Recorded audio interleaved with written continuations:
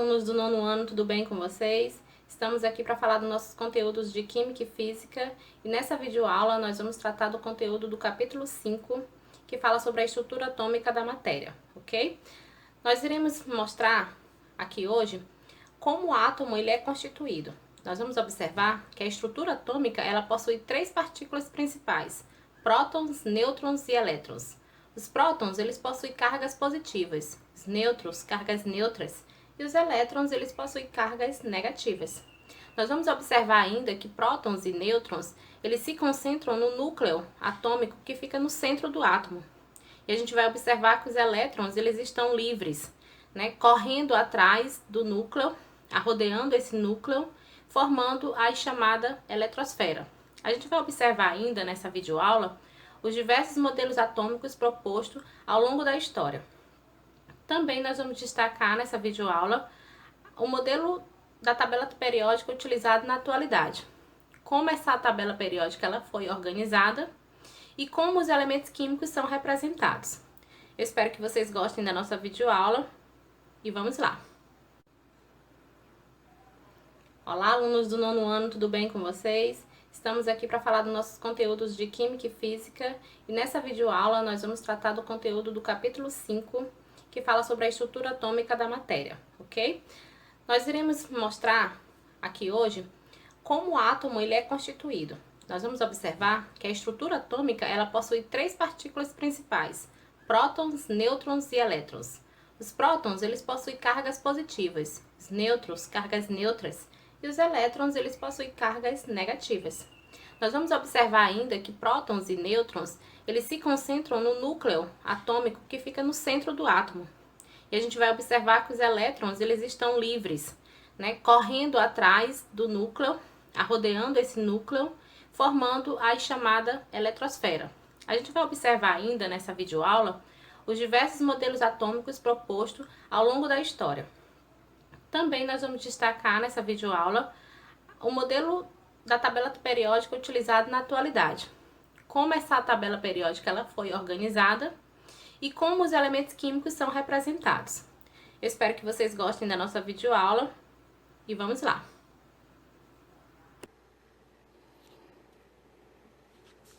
Então, pessoal, reforçando, o conteúdo da nossa videoaula é sobre a estrutura atômica da matéria. E os objetivos principais da nossa videoaula de hoje é discutir como evoluíram os modelos atômicos ao longo da história, conhecer o que são elementos químicos e seus símbolos, apresentar algumas das propriedades dos átomos, entender o conceito de tabela periódica e estabelecer a diferença entre grupos e famílias de elementos químicos.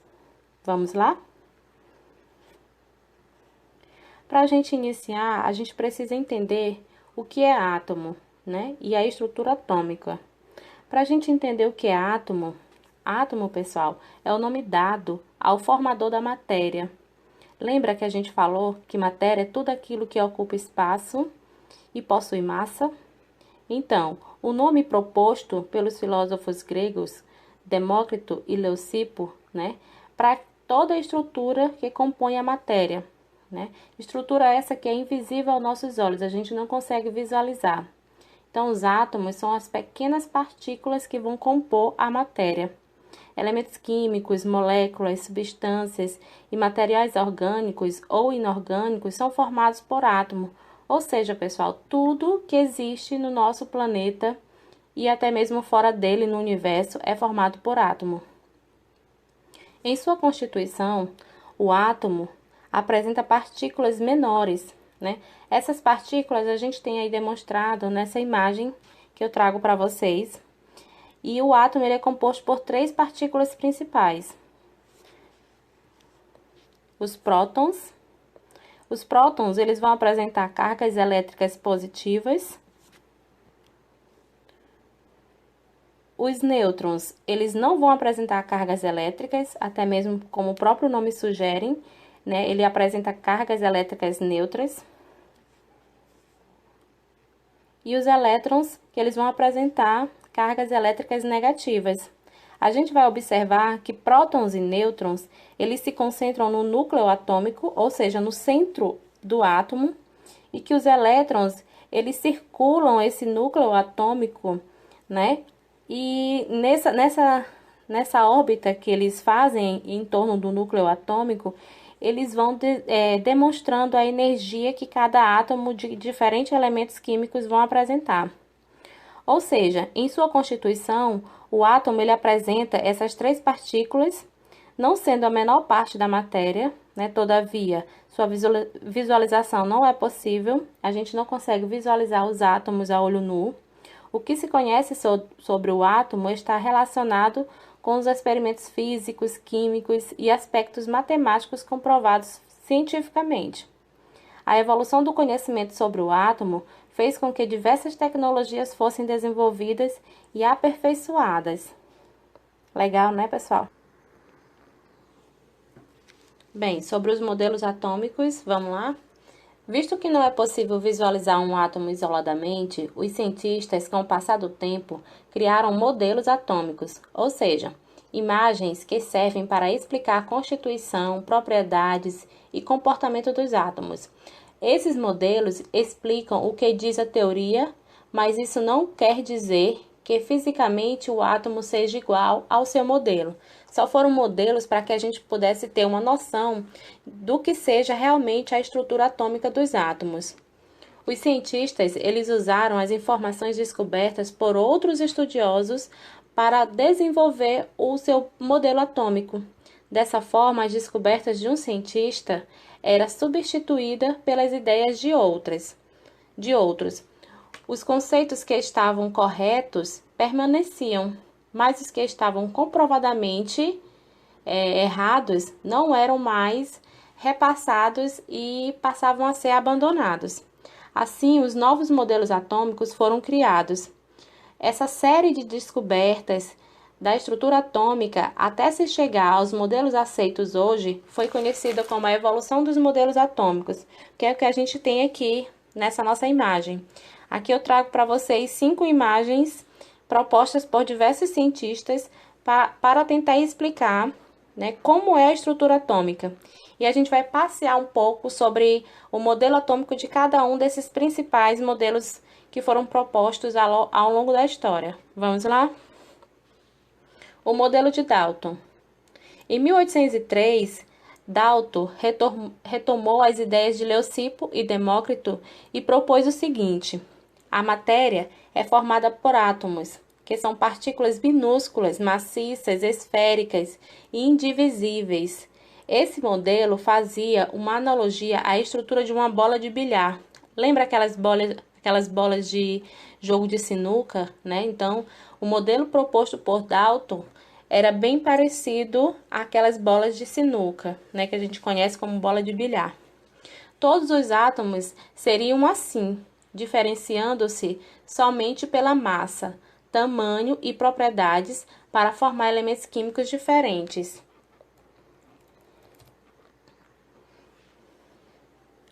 O modelo atômico de Thomson, por meio de um experimento com uma ampola de Crookes, né, que é um tubo de vidro fechado com um eletrodo positivo e um negativo, onde se colocavam gases e pressões baixíssimas e submetidos a alta voltagem, né, energia elétrica, Thomson descobriu que existem partículas negativas que compunham a matéria, ou seja, a partir do modelo atômico de Thomson, o átomo é constituído por uma partícula esférica de carga positiva, não maciça, incrustada de elétrons negativos, de modo que sua carga elétrica total é nula, né? É o que a gente observa, por exemplo, aí nesse desenho que eu trago para vocês. O que o Thomson quis dizer é que, na verdade, o átomo, ele é uma estrutura que possui cargas positivas no seu núcleo e que é composto ou arrodeado de cargas elétricas negativas e que essas cargas, elas se neutralizam, né? Por isso que ele fala que a carga elétrica total é nula, né? Então, o modelo atômico proposto por Thomson ficou conhecido na história, né, da ciência como sendo o modelo do pudim de passas.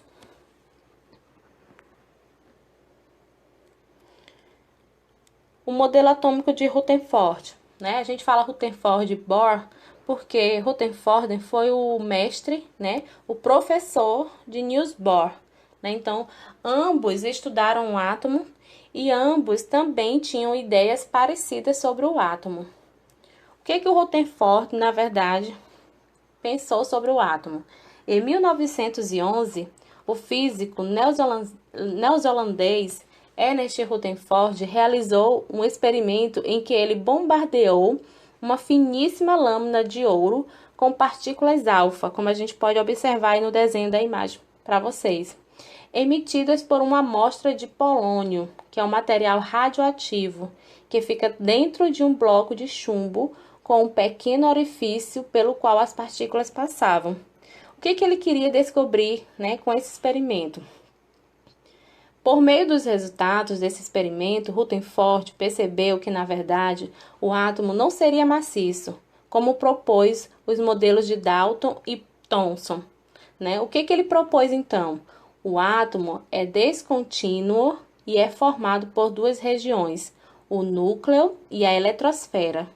O núcleo ele é denso e tem carga positiva, ou seja, é constituído por prótons. A eletrosfera é uma grande região vazia, onde os elétrons ficam girando ao redor do núcleo, né? O que a gente pode observar aí nesse modelo bem acima. Então, já naquela época, né, 1911, Rutherford ele tinha mais ou menos uma noção do átomo como a gente conhece ele na atualidade, né? Então, foi um feito histórico naquela época, o modelo proposto por Rutherford, porém ainda não estava completamente aceito, né? Em 1932, o cientista Charles Dickwey descobriu a terceira partícula subatômica, o nêutron. Dessa forma, o modelo de Rutherford passou a ter os nêutrons no núcleo junto aos prótons, ficando assim como a gente viu lá naquela imagem inicial que eu propus para vocês, onde no centro, juntamente com prótons, existiam as partículas neutras e na eletrosfera as partículas negativas, né, os elétrons.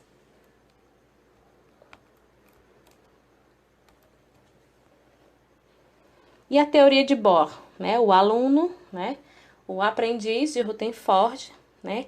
Ele também propôs um modelo, né? Tá aí a cara do jovem rapaz cientista, né? Nesse modelo, ele percebeu esse nome, né? Esse modelo ele recebeu esse nome porque em 1913 o cientista Niels Bohr propôs um modelo que se baseou no Rutherford, né? No modelo de Rutherford, apenas o aprimorando, né? Então ele pegou todo o experimento de Rutherford e ele fez um aprimoramento, né, daquele experimento que Rutherford fez. Entre seus principais postulados, a gente tem o seguinte: ele disse o seguinte, Niels Bohr: os elétrons movem-se em órbitas circulares. Em cada órbita apresenta uma energia bem definida e constante, que a gente conhece hoje como nível de energia, e para cada elétron de um átomo, né? Então, cada elétron ele tem a sua própria eletrosfera. O Rutherford ele descobriu que os elétrons eles circulavam, né, em órbitas, mas ele não conseguiu identificar quantas órbitas existiam, se era só uma órbita para todos os elétrons, ele não conseguiu visualizar isso. Já o Niels Bohr, ele conseguiu sim visualizar isso, e ele entendeu, ele percebeu e ele descobriu que cada elétron ele possui a sua própria órbita. Lembra do modelo planetário que a gente conhece, né? As galáxias com os modelos planetários, onde cada planeta tem a sua própria órbita. Assim é o elétron na eletrosfera, né? Ele tem a sua própria órbita e cada um elétron vai ter a sua própria órbita. Vamos falar de Mendeleev, né? Mendeleev nasceu na cidade de Tobolsk, na Sibéria. Ele era filho caçula de uma família de 14 irmãos. Seu pai era diretor de uma escola, né, do povoado onde eles viviam. E só que bem cedo o pai dele perdeu, né, a visão e ficou sem o trabalho, né, ficou sem o emprego. Sua mãe teve que assumir, né, as despesas da casa e passou a dirigir uma fábrica de cristais fundada pelo seu avô. E na escola, desde cedo, Mendeleev se destacou nas disciplinas de ciências, né? Então, sempre ele se destacou, ele sempre foi muito dedicado nas disciplinas de ciência. Com o passar do tempo, né? Nesse período já os modelos atômicos já tinham sido propostos e muito já se descobriu, né? Sobre diversos elementos químicos, né? Então, Mendeleev passou a ficar intrigado. Como é que se daria, então, a organização dos elementos químicos para que ficasse mais fácil o entendimento?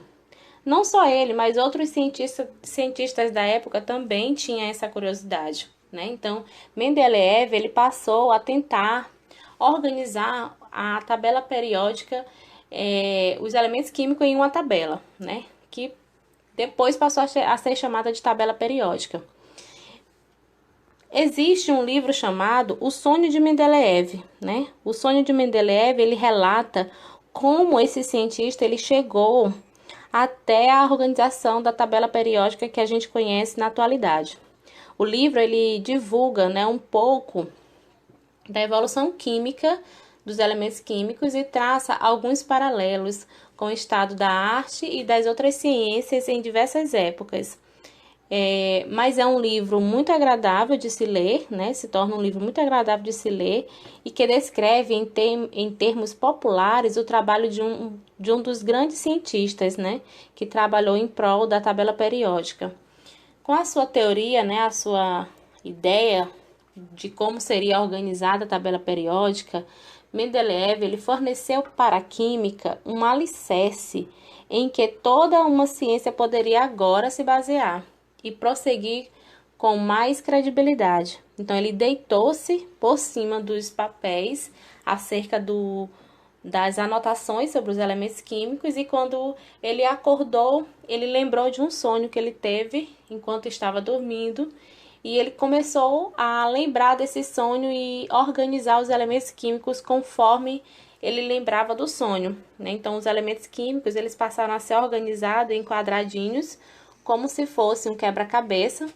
E no final do trabalho de Mendeleev, a gente tinha, próximo do que a gente vê hoje, a tabela periódica que a gente conhece, né? Então, ele tinha os elementos químicos, né, como sendo a base do seu estudo.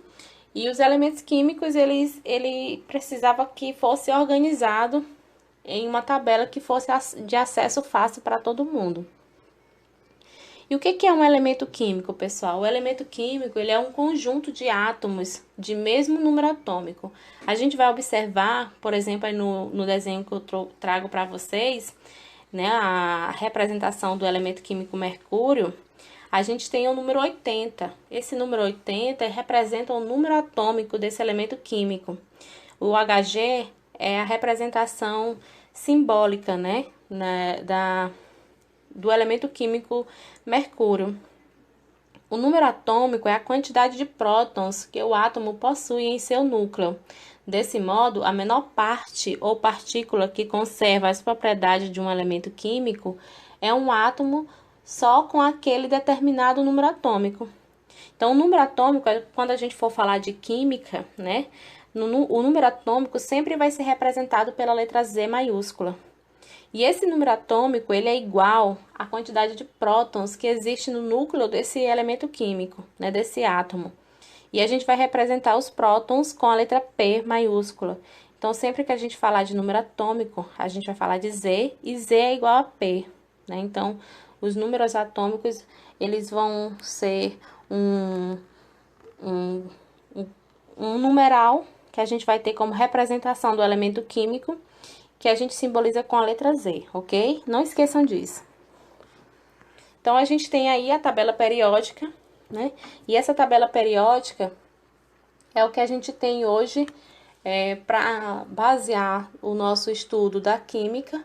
E essa tabela periódica ela é bem parecida do modelo proposto pelo modelo de Mendeleev. Na tabela periódica, pessoal, os elementos eles estão dispostos em ordem crescente de número atômico, né? Ou seja, do menor para o maior. o que faz com que eles estejam posicionados em colunas horizontais, que a gente chama de períodos, e em colunas verticais, que a gente chama de famílias.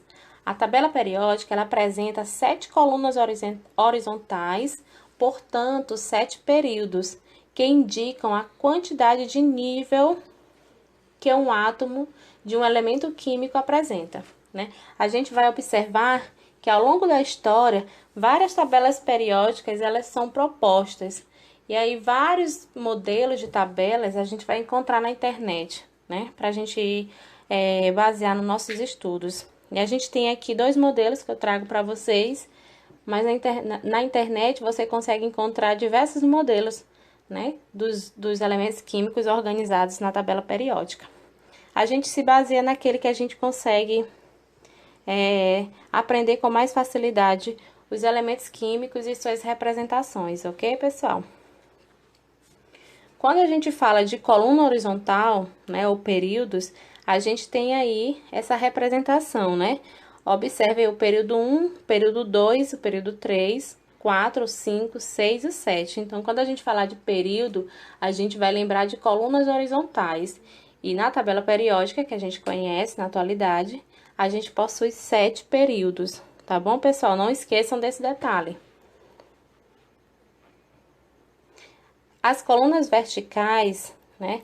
A gente vai ter 18 colunas verticais, ou também a gente vai chamar essas colunas verticais de famílias, né? A tabela periódica, ela apresenta 18 colunas, que formam apenas 16 famílias divididas em 8 do tipo A e 8 do tipo B, né? Vamos entender o que isso quer dizer. As famílias A são formadas pelas 2 primeiras e pelas 6 últimas colunas verticais da tabela periódica. Sendo assim, cada uma das colunas recebe a seguinte indicação.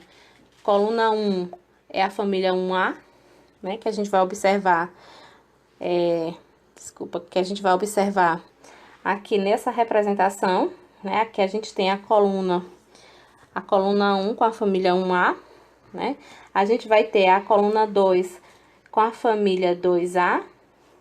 A gente vai ter a coluna 13, né? A gente tem aqui a coluna 13, a família 3A. A coluna 14, a família 4A. A coluna 15, né? A coluna 15, a gente vai ter aqui a família 5A. A coluna 16, a gente tem a família 7A. A coluna 17, a gente tem a família... Desculpa, aqui é a família 6A. Aqui é a família 7A. E aqui a gente tem a família 8A. Ok, pessoal? Já as famílias B são compostas pela coluna 3 até a 12, que a gente tem aqui no centro da tabela periódica, ok? Ó, aqui no centro da tabela periódica, a gente vai ter as famílias B, né? Aqui a gente tem a família A, ó, tá? Aqui a gente tem a família A, eu vou colocar aqui como FA para vocês, tá bom? Ó, FA, e aqui a gente vai ter a família B.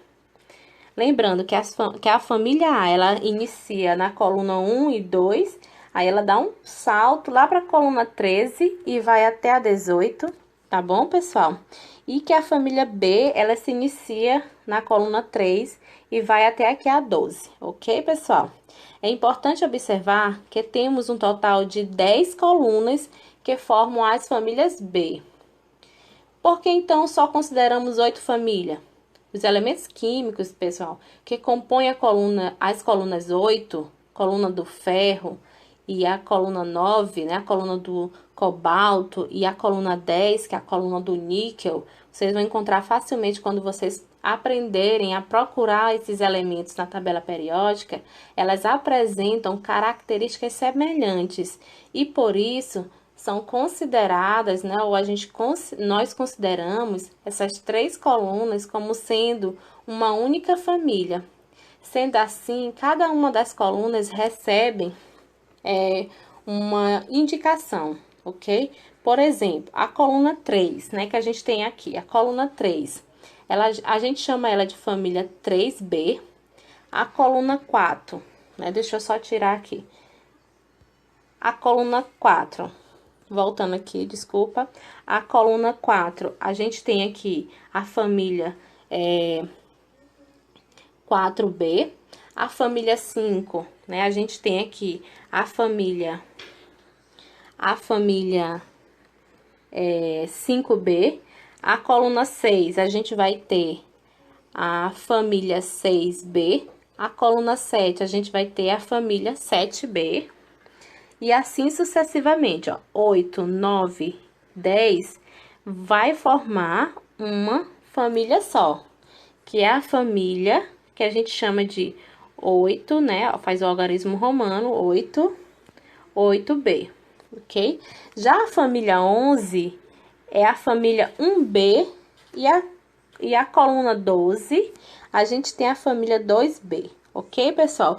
Mas não se preocupem não, que com o passar do tempo a gente se familiarizando com a tabela periódica, a gente vai conseguir visualizar toda essa estrutura familiar da tabela periódica. Isso aqui é só para início do nosso conteúdo sobre tabela periódica e elementos químicos. A gente vai ter outros momentos para a gente aprofundar mais esse nosso estudo, ok?